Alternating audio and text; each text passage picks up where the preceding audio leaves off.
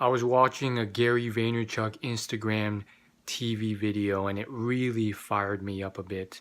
He basically talks about how everyone has this excuse and insecurity as to why they can't succeed.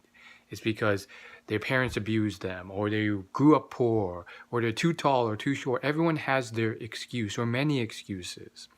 Yet he can always point to someone who's had the same situation, just as horrible, sexual abuse, physical abuse, whatever, and they won. So his point is that for every one of these excuses, the truth is that there's someone who's already been in your situation and done it and succeeded. Now, is this the end all be all? I'm sure there's certain situations where, maybe your situation truly is unique and you're going through struggles that no one else should have to go through, and it's making it tougher.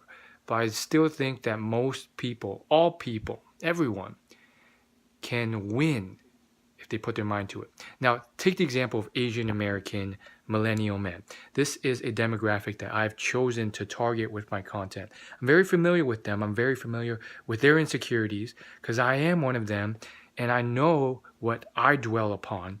And I've also been on the communities, the forums, seen what people complain about in this community for a long time now. And it's stuff that I think is just demolished by Bruce Lee. Bruce Lee was a guy who's been dead for 40 years, and it's almost as if they've forgotten him, or they claim that he didn't exist because of the way Asian American men complain. Yet most, if not all of these complaints and excuses, if you point to Bruce Lee, he had all of them, if not had it tougher, and he broke through. He really squeezed the life out of the 30 some years he had. Let's break it down real quick. So one of the insecurities and excuses that Asian men use, and this is a constant theme, it's almost like a bit of a circle jerk, constant pessimism and complaining and all this stuff. Not all Asian men. Some are very positive and success minded. So those are the winners. But some of them are around this. It's all around this idea of how, racism is out to get them. And because they're Asian, everything's against them. They think that, because I'm racist, that's why women who are not Asian won't like me.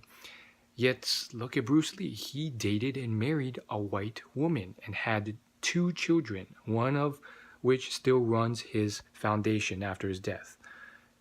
Now, let's use another common thing that's championed and talked about, which is that how Asian men are not portrayed in Hollywood, and Hollywood's out to get them, and that they're never portrayed in a masculine way.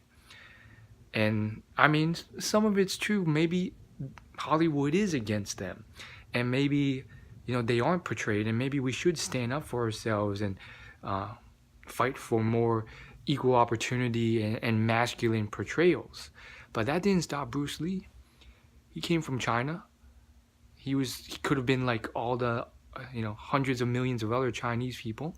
But he wrote down, and you can find the actual picture where he wrote down his goals on a piece of paper when he came here on the internet.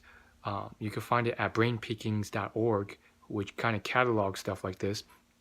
And one of his major goals was to be the highest paid Asian actor in Hollywood.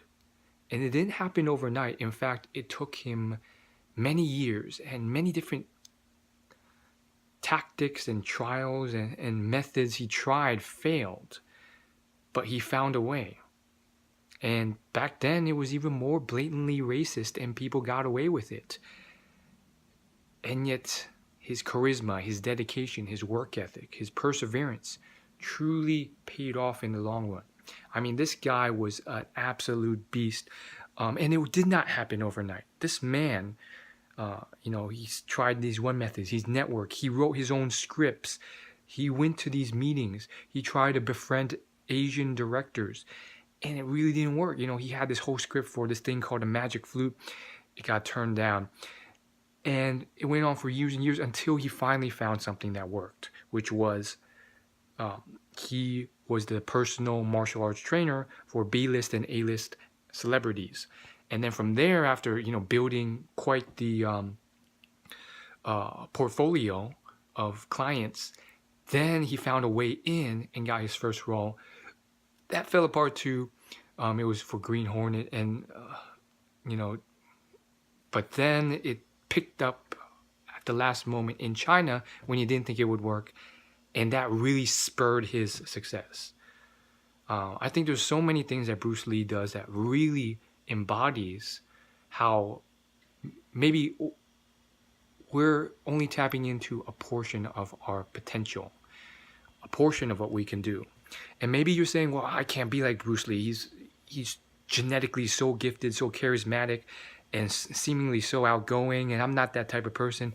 And I can't just, go into Hollywood and just become this superstar who's just absolutely killing it. I mean, you don't have to. You don't have to. Not everyone's goal is to become like the #1 most famous, influential martial artist, philosopher, impactful, revolutionist, actor of their time, like Bruce Lee was, pioneering not just UFC and mixed martial arts, but also the philosophy, impacting celebrities and all that crap. You don't have to do that. Maybe your goal is just to earn 6 figures one day, or have more impact than you do, or not live a mediocre life. Those are goals that I wouldn't mind. I'm not trying to be like the king of the West here, so if that's the case, even if you could just adopt a fraction of Bruce Lee's mindset and his traits, which you can change and start unearthing some of your potential and really start changing your life for the better.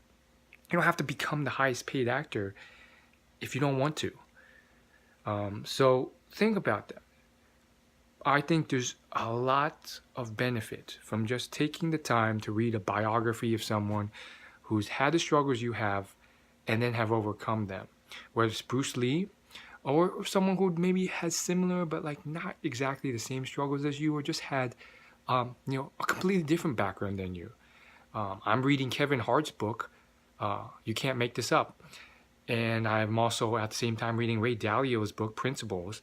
And both of those books, as well as many others, at first seemed like they were very foreign to me. Like they didn't live like I did. One came from a black background. Another came from a white, low-class background. Yet with their books, as well as others, like Phil Knight's book, Shoe Dog, I noticed similarities sometimes.